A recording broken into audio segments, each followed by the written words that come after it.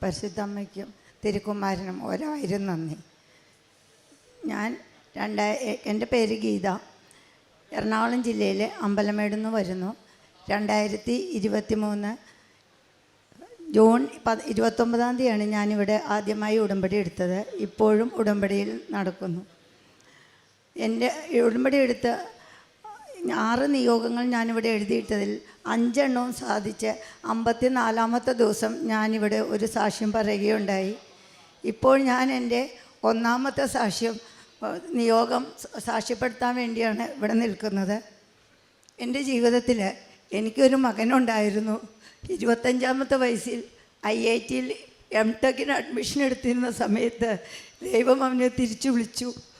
അപ്പോൾ വല്ലാതെ ആത്മഹത്യ ചെയ്യാനായിട്ടുള്ള തീരുമാനത്തിലായിരുന്നു മുമ്പോട്ട് പോയിക്കൊണ്ടിരുന്നത്. അന്നേരം എനിക്ക് എന്താണ് നിങ്ങളോട് പറയേണ്ടതെന്ന് അറിയാൻ പാടില്ല. അത്രയും ഒരു മാനസികാവസ്ഥയിൽ നിൽക്കുന്ന എനിക്ക് ഡോക്ടർമാർ പറഞ്ഞത് ഒരു കുഞ്ഞില്ലാതെ പറ്റില്ല എന്നായിരുന്നു. കുഞ്ഞിന് വേണ്ടി ഒത്തിരി ട്രീറ്റ്മെൻ്റ് എടുത്തു. IVF-കൾ 5-6 എണ്ണം ചെയ്തു. ഒന്നും നടന്നില്ല. എല്ലാം കഴിഞ്ഞ് ആകെ നിരാശരായി. ഇനി എന്ത് എന്ന് ഉത്തരം കിട്ടാതിരിക്കുന്ന സമയത്ത് ഒരു ദിവസം യൂട്യൂബ് വഴി, ഞാനങ്ങനെ ഫോൺ ഉപയോഗിക്കുന്ന ആളല്ല, സ്കൂളിലൊരു അധ്യാപികയാണ്. അപ്പോൾ അതിന് മാത്രമാണ് ഞാൻ എന്തെങ്കിലും കാരണത്താൽ ഫോൺ എടുക്കാറ്. അല്ലാതെ അങ്ങനെ യൂട്യൂബൊന്നും കണ്ടിരിക്കുന്ന ആളല്ല. പക്ഷേ അന്ന് യൂട്യൂബിൽ നോക്കിയപ്പോൾ യാദൃശ്ചികമായി ഇവിടുത്തെ ഒരു സാക്ഷ്യം കേൾക്കാനിടയായി. അച്ഛൻ്റെ പ്രസംഗവും കൂടെ കേട്ടപ്പോൾ കൃപാസനത്തിൽ വരണം എന്ന് എനിക്ക് തോന്നി. ഞാനിവിടെ വരികയും ഉടമ്പടി എടുത്ത് പ്രാർത്ഥിക്കുകയും ചെയ്തു. അതിൻ്റെ ഫലമായി 84-ാമത്തെ ദിവസം ഞാൻ പോസിറ്റീവായി. ഇപ്പോഴെനിക്ക് 2 കുഞ്ഞുങ്ങളുണ്ട്. ഒരു കുഞ്ഞിന് പകരം മാതാവ് എനിക്ക് 2 കുഞ്ഞിനെ തന്ന് അനുഗ്രഹിച്ചു. ഞാനിവിടെ വന്നപ്പോൾ പ്രഗ്നൻ്റ് ആയപ്പോൾ തന്നെ ഞാനിവിടെ വന്നു. അപ്പോൾ സാക്ഷ്യ കൂട്ടിലിരിക്കുന്ന ഉടമ്പടി എഴുതിക്കുന്ന സിസ്റ്റർ എന്നോട് പറഞ്ഞു, ഇപ്പോഴൊന്നും ആ സമയമായിട്ടില്ല, കർത്താവ് കുറച്ചുകൂടെ വെളിപ്പെടുത്തട്ടെ എന്ന് പറഞ്ഞു. അതാണ് കർത്താവ് വെളിപ്പെടുത്തിയതാണ് ഇപ്പോഴെൻ്റെ കയ്യിലിരിക്കുന്നത്. അവർ പ്രസവിക്കുന്ന സമയത്ത് ഇവിടെ വന്ന് ഞാൻ പോകുമ്പോഴെനിക്ക് നന്നായി ബ്ലീഡിങ് ആയി. കാരണം എൻ്റെ വീട് എറണാകുളത്ത് നിന്നും അമ്പലമേട് വരെ പോകണം, ഒത്തിരി ദൂരമുണ്ട്. എങ്കിലും അമ്മയെ കാണാനുള്ള ഒരു ആഗ്രഹവും കൊണ്ട് എനിക്ക് എൻ്റെ ശാരീരിക ബുദ്ധിമുട്ടുകളെല്ലാം മറന്ന്, എൻ്റെ പ്രായം മറന്ന് ഞാനിവിടെ ഓടിയെത്തുകയായിരുന്നു. കാരണം ഡോക്ടേഴ്സ് എല്ലാം പറഞ്ഞു, നിങ്ങളുടെ യൂട്രസ് ചെറുതാണ്, നിങ്ങൾക്ക് ഇത്രയും പ്രായമായി, നിങ്ങൾക്ക് ഇനി ഒരു കുഞ്ഞിനെക്കുറിച്ച് ചിന്തിക്കാൻ പറ്റുമോ എന്നാണ് എന്നോട് ചോദിച്ചത്. പറ്റുമെന്നുള്ള രീതിയിലാണ് IVF ഒക്കെ ചെയ്തത്. പക്ഷേ എന്നിട്ടും അതിനൊന്നും ഒരു ഉത്തരവും കിട്ടിയില്ല.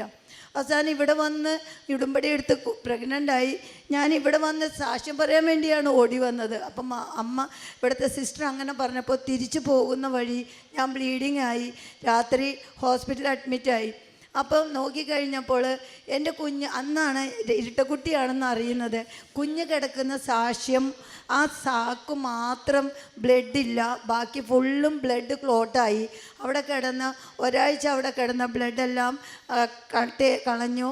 അത് അലിയിച്ച് കളഞ്ഞതിന് ശേഷം വീണ്ടും അവിടെ തന്നെ കണ്ടിന്യൂ ചെയ്യുകയായിരുന്നു. ഞാൻ പ്രസവിച്ച് 3 മാസവും കൂടെ കഴിഞ്ഞാണ് ഹോസ്പിറ്റലിൽ നിന്ന് പോരുന്നത്. അപ്പോൾ അവിടെ വച്ച് 2-3 പ്രാവശ്യം ബ്ലീഡിങ് ആയി. പിന്നെയും അപ്പോഴൊക്കെ ഉടമ്പടി തൈലം അടിവയറിൽ തേച്ച് ഞാൻ കണ്ണീരോടെ പ്രാർത്ഥിക്കുമായിരുന്നു. കാരണം എനിക്ക് പ്രതീക്ഷയില്ല. പിന്നെ ഒന്നും എൻ്റെ ജീവിതത്തിൽ എനിക്കൊരു പ്രതീക്ഷയില്ലാതിരിക്കുന്ന ഒരു അവസരമാണ്. അപ്പോൾ ഇത് മാത്രമാണ് എനിക്കൊരു കച്ചിത്തുരുമ്പ്. അപ്പോൾ അതുകൂടെ നഷ്ടപ്പെടുന്ന കാര്യം ഞാനില്ലാതാവുന്നതിന് തുല്യമായിരുന്നു എനിക്ക്. പിന്നെ 3-ാം മാസത്തെ സ്കാനിങ് കഴിഞ്ഞപ്പോൾ ഒരു കുട്ടി ആരാണെന്ന് പറയില്ലല്ലോ, അതുകൊണ്ട് AB എന്നാണ് പറഞ്ഞത്. A എന്ന് പറയുന്ന കുഞ്ഞിൻ്റെ ഹാർട്ടിൽ, കഴുത്തിൽ നിന്ന് നമുക്ക് എല്ലാവർക്കും ഒരു വെയിൻ ഹാർട്ടിലേക്ക് പോകുന്നുണ്ട്. ഇതെൻ്റെ കുഞ്ഞിൻ്റെ 2 സൈഡിൽ നിന്നും ഉണ്ട്. ഒത്തിരി ബ്ലഡ് സർക്കുലേഷൻ കൂടുന്നു, ഹാർട്ട് ബീറ്റ് കൂടുന്നു, ഭയങ്കര ക്രിട്ടിക്കലാണ് എന്ന് പറഞ്ഞ് എന്നും സ്കാൻ ചെയ്ത് മോണിറ്റർ ചെയ്തുകൊണ്ടിരുന്നു. 5 മാസം കഴിഞ്ഞപ്പോൾ ഞങ്ങൾക്ക് വേറൊരു ഒപ്പീനിയനും കൂടി എടുക്കണമെന്ന് തോന്നി. വേറൊരു ഡോക്ടറെ പോയി കണ്ടു. അപ്പോൾ ആ ഡോക്ടർ എന്നോട് ചോദിച്ചു, പ്രായം ചോദിച്ചു. ഞാൻ പറഞ്ഞു അപ്പം കാര്യങ്ങളെല്ലാം ചോദിച്ചതിന് ശേഷം സ്കാൻ ചെയ്യാൻ കയറ്റി. എൻ്റെ മുഖത്തേക്ക് നോക്കിയിട്ട് അവരെന്നോട് ചോദിച്ചു, നിങ്ങളുടെ ഈ പ്രായത്തിൽ ഇത്രയും ചെറിയ യൂട്രസിൽ ഇത്ര ഹെൽത്തി ആയിട്ട് 2 കുഞ്ഞുങ്ങൾ കിടക്കുന്നത് ഒരു അത്ഭുതം തന്നെയാണ്. വേഗം പറ, നിങ്ങൾ എവിടെയൊക്കെയാണ് പോയി പ്രാർത്ഥിച്ചത്? ഞാൻ പറഞ്ഞു, ഞാൻ കൃപാസനത്തിൽ മാത്രം പോയിട്ടുള്ളൂ. ഇതെന്നോട് പറഞ്ഞത് തൃപ്പൂണിത്തുറ ഗവൺമെൻറ് ഹോസ്പിറ്റലിൻ്റെ മുമ്പിലുള്ള ഒരു സ്ഥലത്തെ സ്കാനിങ് സെൻറ്ററിലെ ഡോക്ടറാണ്. അദ്ദേഹം എന്നോട് പറഞ്ഞു, ഞാനും ഇനി അവിടെ പോകുന്നുണ്ട്, എനിക്ക് ഡീറ്റെയിൽസ് പറയണമെന്ന് പറഞ്ഞു. ഞാൻ ഡീറ്റെയിൽസ് കൊടുത്തു. അത് കഴിഞ്ഞ് കുട്ടിയുടെ കാര്യം അങ്ങനെ തന്നെയാണ് പറഞ്ഞത്. കുട്ടിയുടെ വയ്യായ അതുപോലെ തന്നെയാണ് പറഞ്ഞത്. അത് കഴിഞ്ഞ് 5-ാം മാസത്തെ സ്കാനിങ് ചെയ്തപ്പോഴും ഇതുപോലെ തന്നെ പ്രശ്നങ്ങൾ പറഞ്ഞിരുന്നു. ഇപ്പോൾ 6 മാസമായപ്പോഴത്തേക്കും മോൻ്റെ വളർച്ച നിന്നു പോയായിരുന്നു. അപ്പോൾ ഡോക്ടർ പറഞ്ഞു, ഇനി നീട്ടി വയ്ക്കാൻ പറ്റില്ല, ഓപ്പറേഷൻ ചെയ്യണം. 6 മാസമേ ആയിട്ടുള്ളൂ. മാതാവിനെ മുട്ടിപ്പായി പ്രാർത്ഥിക്കാൻ തുടങ്ങി. 6 മാസമായ കുഞ്ഞ് എങ്ങനെ ഇരിക്കുമെന്ന് നിങ്ങൾക്ക് ഊഹിക്കാമല്ലോ.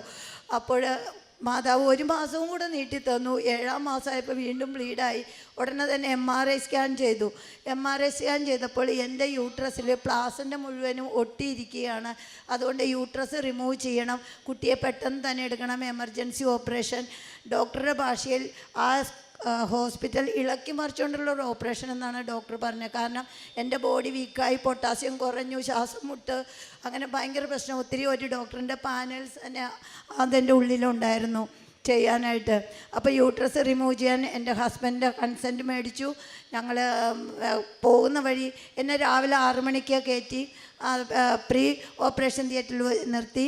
അതിനുശേഷം എല്ലാം റെഡിയാക്കി കഴിഞ്ഞതിന് ശേഷം പോകുന്ന സമയത്ത് ബൈസ്റ്റാൻഡറെ കാണിക്കാൻ, എൻ്റെ ഹസ്ബൻഡിനെ കാണിക്കാൻ കൊണ്ടുവന്നു. അപ്പോൾ അവിടെ ചെന്നപ്പോൾ എനിക്ക് എൻ്റെ ഫോണിലാണ് ഉടമ്പടി കാശുരൂപം ഞാൻ വച്ചിരിക്കുന്നത്, ഫോണിൻ്റെ കവറിൽ. ഞാൻ എൻ്റെ ഹസ്ബൻഡിനോട് പറഞ്ഞു, എനിക്ക് ആ ഉടമ്പടി കാശുരൂപം വേണം, അമ്മയെ ഒന്ന് കണ്ട് മുത്തിയിട്ട് വേണം പോകാൻ, തിരിച്ചു വരാൻ പറ്റുമോ എന്ന് എനിക്ക് അറിയത്തില്ല എന്ന് ഞാൻ പറഞ്ഞു. അപ്പോൾ എൻ്റെ ഹസ്ബൻഡ് പെട്ടെന്ന് തന്നെ അത് എടുക്കാൻ നോക്കിയപ്പോൾ അതിലില്ല, അവിടെ കാശ് രൂപ അവിടെ ഇല്ല. അന്നേരം എനിക്ക് തറയിലേക്ക് താന്നു പോണ പോലെ ഒരു അനുഭവമാണ് ഉണ്ടായത്. പക്ഷേ നിങ്ങൾ പറഞ്ഞാൽ വിശ്വസിക്കില്ല, അതുപോലെയായിരുന്നു. എന്നെ കൊണ്ടുപോയി അറ്റൻഡർ ഒരു മുസ്ലിമായിരുന്നു. അവർ വേഗം കോട്ടിൽ നിന്നും ഇവിടുത്തെ കൃപാസനത്തിലെ കൊന്തയും ആ ഉടമ്പടി കാശ് രൂപമുള്ള മാല എൻ്റെ കയ്യിൽ തന്നു. എന്നിട്ട് പറഞ്ഞു എന്നോട്, ചേച്ചി ഇത് വച്ചോ, അല്ലെങ്കിൽ വേണ്ട, ഞാൻ തിയേറ്ററിൽ കയറ്റി തരാം, തലേണയുടെ അടിയിൽ വച്ച് തന്നു. അപ്പോൾ എനിക്ക് മനസ്സിലായി, മാതാവിൻ്റെ കൂടെയുണ്ട്, ഇനി ഒന്നും എനിക്ക് പേടിക്കണ്ട, ലോകത്ത് എന്ത് വന്നാലും ഇനി എനിക്ക് വിരോധമില്ല, മാതാവിൻ്റെ കൂടെ തന്നെ ഉണ്ടെന്ന ശക്തി എനിക്കുണ്ടായി. സ്പൈനൽ അനസ്തേഷ്യ തന്നു. എനിക്കിതെല്ലാം ഓർമ്മയുണ്ട്. എൻ്റെ യൂട്രസ് റിമൂവ് ചെയ്യുമെന്ന് എന്നോട് പറഞ്ഞിരുന്നു. അപ്പോൾ പ്ലാസൻ്റ് ഒട്ടിയത് കൊണ്ട് ഹൊറിസോണ്ടലായിട്ട് കട്ട് ചെയ്യാൻ പറ്റില്ല, വെർട്ടിക്കലായിട്ട് കട്ട് ചെയ്താലേ പറ്റുള്ളൂ, സ്റ്റിച്ചിങ് ആണ് എന്നൊക്കെ പറഞ്ഞിരുന്നു. അപ്പോൾ യൂട്രസ് 3-4 ഡോക്ടേഴ്സ് ഉണ്ടായിരുന്നു. അവർ ഓപ്പൺ ചെയ്തപ്പോൾ തന്നെ പറയുന്നത് ഞാൻ കേൾക്കുകയാണ്, എത്ര മനോഹരമായ യൂട്രസാണിത്, എന്തിനാണ് ഇതിങ്ങനെ നമ്മൾ കട്ട് ചെയ്യാൻ പോയത്, കളയാൻ പോയത്, ഇത് കളയണ്ട, ഇതപ്പോൾ തന്നെ തുന്നിക്കോളൂ, നമ്മുടെ കൈ കൊണ്ട് വടിച്ചെടുക്കാവുന്ന പ്ലാസൻ്റെ ഒട്ടി പിടിച്ചിട്ടുള്ളൂ എന്നും പറഞ്ഞ് എൻ്റെ യൂട്രസ് റിമൂവ് ചെയ്തില്ല. അത് കഴിഞ്ഞ് കുഞ്ഞിന് ഒരാൾക്ക് 1/100 മറ്റാൾക്ക് 1/300 തൂക്കം ഉണ്ടായുള്ളൂ. ഉടനെ തന്നെ വെൻറ്റിലേറ്ററിലേക്ക് മാറ്റി, പിന്നെ NICUലേക്ക് മാറ്റി. അപ്പോൾ ഓടിക്കൊണ്ടുപോവുകയാണ് ചെയ്തത്, ഞാൻ കണ്ടില്ല. അപ്പോൾ അവിടെ എക്കോ എടുത്തപ്പോൾ എൻ്റെ മോനുണ്ടായിരുന്ന ഹാർട്ടിലേക്കുള്ള വെയിൻ അപ്രത്യക്ഷമായിട്ടുണ്ടായിരുന്നു. ഒന്നുമില്ല, ഒരു കുഴപ്പവുമില്ലാത്ത പൂർണ്ണ ആരോഗ്യവാനായ കുഞ്ഞ്. ഒരു കുഴപ്പം മാത്രമേ ഉള്ളൂ, വെയിറ്റില്ല. അപ്പോൾ അതിനു വേണ്ടി 68 ദിവസം NICUയിൽ കിടക്കേണ്ടി വന്നു. എന്നിട്ടും ഒരു കുഴപ്പവും ഉണ്ടായില്ല.